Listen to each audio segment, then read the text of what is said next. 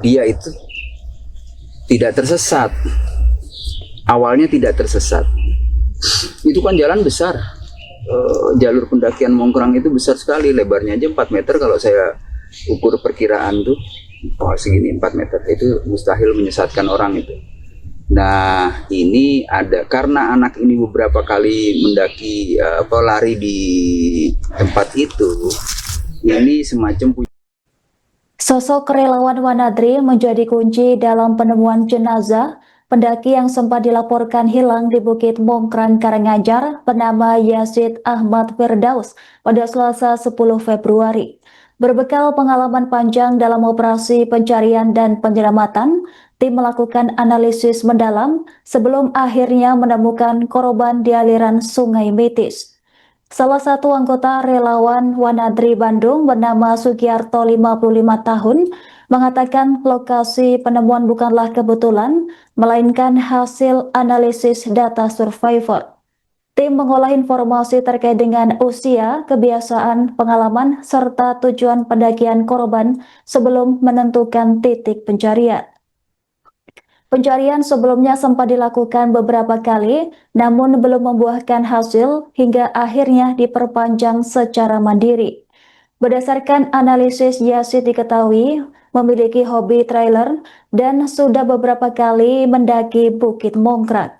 Tim menduga korban mencoba memotong jalur untuk mencari jalan pintas menuju base camp. Korban diduga mengikuti jalur perawatan pipa air milik warga hingga menemukan jalan buntu dan mengalami disorientasi saat cuaca berkabut. Dalam kondisi panik, korban diperkirakan terperosok dari tebing setinggi 7 hingga 10 meter ke aliran sungai di bawahnya. Tubuhnya diduga sempat tertahan pohon pisang dan material alam di sekitar lokasi, sehingga tidak terbawa arus sebelum akhirnya ditemukan dalam kondisi meninggal dunia. Yang mencium aroma pertama kali itu ada junior saya namanya Aji. Lalu untuk memastikan rame-rame baru kita lihat gitu. Itu tepatnya di mana lokasinya, titiknya? Itu kan harus baca koordinat itu. Saya buka peta lagi tuh. Ada nanti catatannya ya karena panjang banget itu, pakai koordinat geografis. Lokasinya itu di itu aliran Sungai Mitis kalau penduduk situ menamakannya itu. Itu infonya lokasi penemuan survivor itu lokasinya sangat sulit. Terus dasar tim untuk mencari hingga ke titik itu apa? Apakah memang adanya petunjuk bau, apa cuma hanya feeling, atau hanya feeling, berdasarkan feeling? Yang pertama kita kan tim Wanadri ini datang hari setelah operasi SAR ditutup ya. 2 hari sebelum operasi SAR itu ditutup, kita dari teman-teman Wanadri datang merapat ke situ, ikut pencarian 2 hari, kemudian ditutup. Kemudian kami diizinkan kembali mencari pencarian mandiri itu hari Sabtunya. Entah saya lupa berapa hari itu, setelah itu baru kita mulai pencarian mandiri, dan ada rekan dari SAR Surabaya yang bergabung, juga ada beberapa rekan, ada teman dari PGI, ada teman dari Solo juga, cuma nggak banyak sih, 1-2 orang yang ikut mensupport lah. Nah itu bukan feeling, bukan asumsi, bukan apa ya, tapi mengolah data. Karena pencarian itu sudah beberapa hari dan tidak ditemukan di sekitaran situ, jadi areal yang sudah dicari oleh orang lain, kita nggak ikut mencari di situ, tapi kita coba analisa satu data subjek. Si subjek ini, si orang ini nih siapa, tujuannya ngapain, usianya berapa, kejadiannya kapan. fisik anak ini bagaimana, itu yang menjadi dasar untuk olah data. Nah, sehingga karena anak ini atlet ya, badannya sehat, terus kejadiannya juga masih relatif masih pagi, kemungkinan kan prediksi kita itu jarak tempuhnya jauh ya, jarak tempuh yang bisa dia jalani itu sangat jauh. Jadi lalu kita aplikasikan, aplikasikan ke peta. Kita pakai itu peta topografi. Nah, baru kita menentukan areal pencarian. Kalau di dalam SAR itu disebutnya search area. Jadi kita nggak ngarang-ngarang, kita memang menuju ke situ, merencanakan di situ, dan daerah situ yang belum dicari oleh pencari sebelumnya. Oke, apakah daerah situ memang di titik yang jarang dilakukan pencarian oleh sebelumnya di 22 hari Tidak lalu, ada atau mustahil? Tidak ada bekas pencarian ya, tidak ada bekas pencarian. Dan kalau beberapa, ya enggak semua, banyak orang sih, beberapa orang menyatakan statement bahwa itu nggak hilang di situ anaknya gitu. Oke.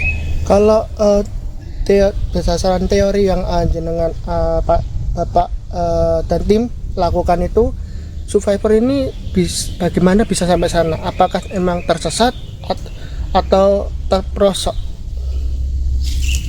Jadi kalau kita baca datanya, terus kita olah, anak ini kan hobinya lari. Itu bahasa sekarang namanya trail run. Lari di tempat trail, yang tempat tidak umum gitu. Kalau umumnya lari kan biasanya di arena lari atau di jalan-jalan raya atau gitu ya. Nah, ini di gunung. Jadi dia itu tidak tersesat. Awalnya tidak tersesat. Itu kan jalan besar. Jalur pendakian Mongkrang itu besar sekali, lebarnya aja 4 meter. Kalau saya ukur perkiraan tuh, segini 4 meter. Itu mustahil menyesatkan orang itu. Nah, ini ada karena anak ini beberapa kali mendaki lari di tempat itu. Ini semacam punya keinginan membuat surprise gitu. Surprise, kalau dipotong ini pasti akan nyampe di depannya teman-temannya, atau setidaknya dia bisa mencapai base camp lebih dulu. Itu asumsi kita ya. Nah, disitulah dia memotong, lalu menemukan jalan tempat untuk maintenance atau perawatan pipa-pipa air minum warga. Nah, dia menelusuri itu sampai Jalan Buntu. Kemungkinan karena datanya waktu itu jam 2 siang itu udah cuacanya berkabut dan hujan. Ini anak udah mulai panik dan mencari jalan asal-asalan gitu, yang akhirnya melenceng jauh, masuk ke hutan dan tidak kembali lagi, dan akhirnya terperosok jatuh ya. Dia tidak menyusuri sungai, tidak apa, yang kami lihat di lokasi itu seperti itu, di tengah sungai. Kondisinya dia tidak hanyut. Jadi tadi penjelasan saya tuh dia nyasar turun ke bawah. Ini lereng yang terjal ini. Nah, di atas ini ada pohon pisang. Dia mencoba untuk kepleset, mencoba untuk menahan pegangan pohon pisang. Pohon pisangnya itu ambruk sekalian dan persis di aliran sungai di tengahnya. Dan itu tidak bisa hanyut karena banyak pohon-pohon yang tumbang-tumbang itu menahan tubuh. Jadi tidak akan hanyut lah. Mungkin sedikit klarifikasi, kan beredar informasi kemarin pas saat detik-detik ditemukan survivor itu sebelumnya ditemukan ceceran. Itu penjelasannya, maksudnya apakah itu benar atau gimana, Pak? Maksudnya penjelasan dari tim Wanadri ini bagaimana, Pak? Awalnya seperti apa? Ya, awalnya kan memang kita rencananya tuh mau mencari di sekitar aliran sungai. Lalu kita kan mencoba untuk turun ke sungai ini cari jalan yang mudah. Tidak harus dengan turun tali dengan rappelling, tapi cari jalur jalan yang kira-kira landai yang kita bisa mengakses sampai ke dasar sungai. Baru dari situ kita telusuri ke atas dan di situ ketemu. Jadi tidak ada ketemu ceceran apapun sebelum itu, langsung ke poinnya. Dan ke poinnya itu juga karena ada bau itu yang mencium aroma pertama kali. Download Tribun X sekarang, menghadirkan lokal menjadi Indonesia.